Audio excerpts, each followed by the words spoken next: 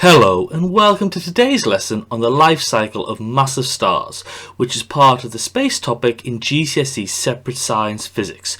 So in today's lesson we're going to try and describe the life cycle of larger stars. So if we've been successful and learned in today's lesson, we should be able to describe what a star is, detail how the larger star changes over time, detail how the different elements are formed in our universe, and then finally explain why larger stars change. So we're going to be focused on the following parts of the GCSE Separate Science specification: 4.8.1.1 our solar system, and 4.8.1.2 the life cycle of a star. Now in previous lessons we've looked at the different types of stars found in the universe, and we can classify stars into two different categories: stars with a similar size and mass as our Sun, and stars with a larger mass and size than our Sun. Now in our near universe we find that the larger stars are the more common type of stars. However, we tend to find a great interest in stars of similar size to the Sun, as we know the physics of these stars very well and think that they can harbour life in their star systems. Now in the previous lesson we've learned that stars of a similar size to our Sun will go from the main sequence phase, the red giant phase, the white dwarf phase, the black dwarf phase. But what phases do larger stars go through on their own star life cycles? So there are three main sections to the life cycle of a star. You've got the birth of a star, the main sequence of a star, and the death of a star. So the birth of a star is the time in the star's life cycle before it carries out nuclear fusion. The main sequence is the time in the star's life cycle when it carries out nuclear fusion of hydrogen into helium, whilst the death of a star is the time in the star's life cycle when it carries out nuclear fusion of heavier elements. Now for a large star, this section can be split into two different parts: the red giant stage and the supernova and beyond stage. So similar to an average star, there are 6 stages to a life cycle. Now the beginning of a massive star's life cycle is very similar to that of an average star. The only difference is that there's more matter present than in average stars, so the stages in which the stars go through until the red giant stage are identical. So you can see here a massive star will start as a molecular cloud of hydrogen and helium. So a larger star starts with a nebula of hydrogen gas. This is identical to smaller stars, except there's just more hydrogen gas in their structure. Now in reality, stars like the Sun and larger stars are produced in the same nebulae. It's just the density of the nebulae at different points which determines the size of the different stars. Now over time the gravitational force takes over and forms a sphere of a protostar. So the larger nebula will produce a larger protostar due to the gravitational attraction condensing the hydrogen gas. So this occurs as the nebula is very cold and the gravitational attraction takes over, turning the gas into a sphere. This increases the temperature and pressure inside the protostar until the conditions are high enough to carry out hydrogen fusion. So we start off with a larger planetary nebula that then leads to a larger protostar. So over time, this increased pressure and temperature inside the protostar will increase until the conditions are high enough to carry out hydrogen fusion. When this happens, the protostar joins the main sequence. You've got larger nebula, larger protostar, massive main sequence star. Now eventually the temperature and pressure of the protostar increases so much that fusion begins and the protostar becomes a star. So when a star carries out hydrogen fusion, it's in its main sequence. Now this only happens in the core of the star, as it's the only place in the star where they've got a high enough temperature and pressure. Now a high temperature is needed for fusion, so to overcome the repulsive forces of the positive hydrogen nuclei fusion. Now during the main sequence, hydrogen is fusing together to form helium. Now when this happens, the mass before is greater than the mass after. So the mass of the hydrogen nuclei is greater than the mass of the helium nucleus. So when this happens, some of the mass of the hydrogen is turned into energy, and this energy is released as electromagnetic radiation from the star. So this principle which describes this is E equals mc squared. Now when we consider a star, there are two forces that act on a star. You've got the gravitational attraction produced by the mass of the particles in the star, which acts inwards, and the fusion pressure produced by the products of fusion escaping the star, which acts outwards. So we know in the main sequence that fusion pressure equals gravitational attraction. So this means that there's no overall force on the star. So this means that the star will remain stable during its main sequence, which is an important idea to note. But it also shows us that the greater the gravitational attraction in a star, the greater the fusion pressure to gain equilibrium. Now, this means that larger stars have a greater rate of fusion compared to smaller stars. So this means that larger stars spend less time on the main sequence than smaller stars. So this means that larger stars in the universe spend a lot less time on the main sequence than our Sun. So we're going from larger nebulae to larger protostar to massive main sequence star. Now, in the average star, fusion would stop at carbon in the red giant stage. However, when this is in a massive star, fusion will continue until it reaches the most stable element in the universe, iron. Now again, this would then lead in an idea called a supernova. So after the main sequence stage, we've got the red giant stage. So when hydrogen runs out, the helium begins to fuse, and this causes the star to expand into a red giant. So technically, it's actually the expansion is a series of expansions and contractions. We just approximate this to one expansion of GCSE. So originally, the main sequence star contracts as the hydrogen fusion ceases and the gravitational attraction pushes the star inwards. This contraction increases the temperature of the core, and then helium fusion begins. This causes the expansion of the star to the red giant size. Now in red giants, fusion of elements larger than hydrogen takes place. Now in red giants, the fusion of elements larger than hydrogen takes place, which increases the fusion pressure outwards as larger fragments are being pushed outwards. So this now means that the fusion pressure is now larger than the gravitational attraction, causing this expansion outwards. So the star increases in size and becomes a red giant. Now, like we mentioned previously, the temperature of a red giant is lower than the main sequence star, as even though it produces a greater amount of energy, there's a greater area, so the energy is more spread out. Now, more energy is needed to fuse larger elements together, as there's a greater repulsion between them. This is because larger elements have more protons, so have a greater positive charge. Now, the energy in a star is indicated by its temperature. So in large stars, there's a great deal of energy, which indicates that in the core, the star has enough temperature and enough pressure to fuse all elements possible. So this means in larger stars at the red giant stage, they can fuse to the most stable element, iron. So in smaller red giant stars, fusion can only occur to approximately carbon.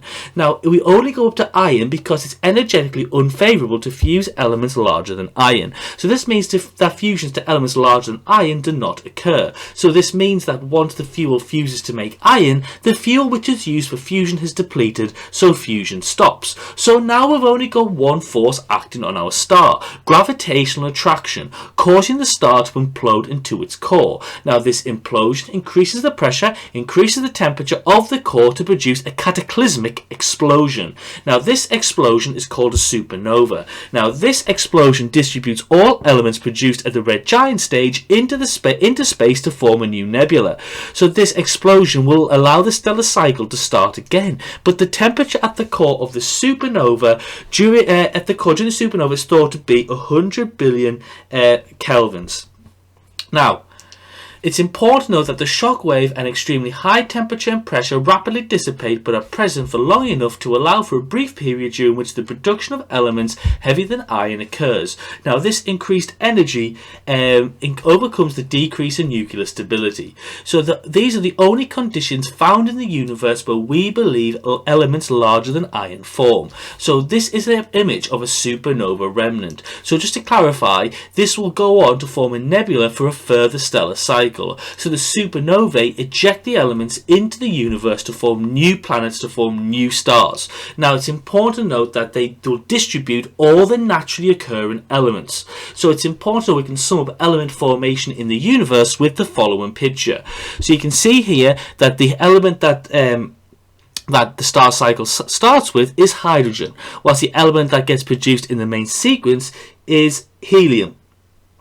Whilst the elements that get produced in the red giant phase are going to be everything up to iron. But iron is the element where fusion stops, and the elements above iron are only produced in a supernova. So you can notice here that we start off with a larger planetary nebula, then a larger protostar, then a massive main sequence, then a super red giant, then a supernova. Now when a supernova occurs, you definitely create a new nebula, but there are two possibilities as to what else can form at this time.